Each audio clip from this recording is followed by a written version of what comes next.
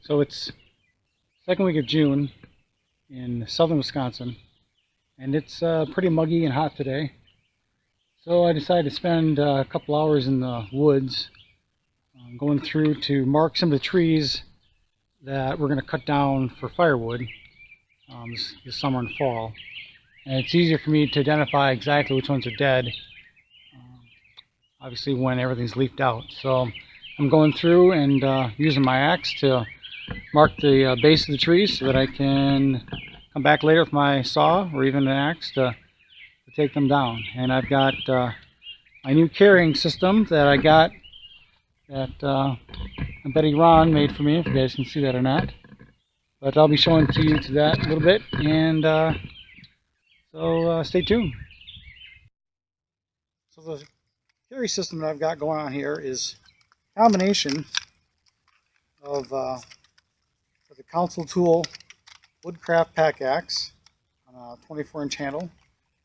The sling also comes from Council. It's made out of biothane, which is the leather equivalent for some of the more weather-resistant endurance horse tack.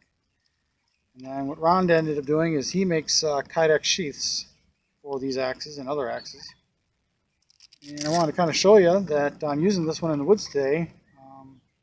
Kind of partly of its durability. I wanted to get some use on it, and I like how it's orange because now that once I unsheath, for whatever reason I had to set it down, I'm going to be able to find it really easy. So got a leather strap that basically is the retention, and then the back end is where the push on your thumb and it just slips right out. It's got a molly lock in the back, so if I wanted to hook it to a pack upside down or even onto a belt. And it's got the D-rings on there for the Council Tool sling. And I've been really impressed with it so far. So we're going to take this in and we're going to mark trees and do the crossbody carry with the sling, and we'll go mark some trees.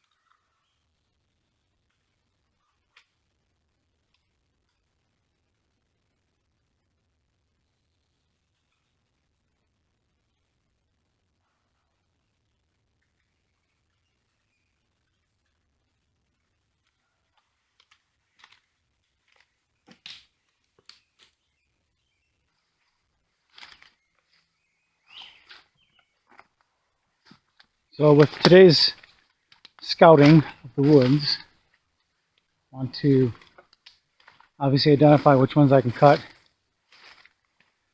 And even though I don't get them all cut this season, this summer I'll be able to get in here this fall and winter to do the same thing. And there's a lot of black locusts in here that I want to try thinning out, this and in other woods.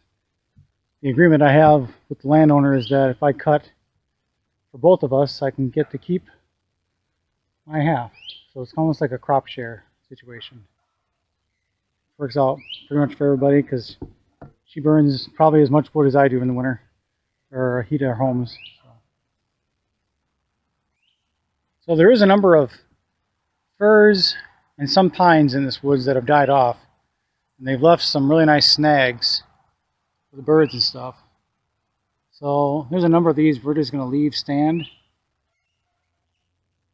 Last fall I came through here and I picked up a 12-point buck, and I know there's a lot of deer in this area.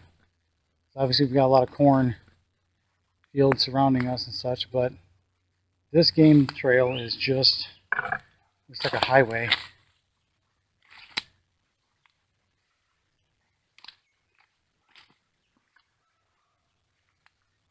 So we may have to set up a tree stand maybe this fall and see what we can find.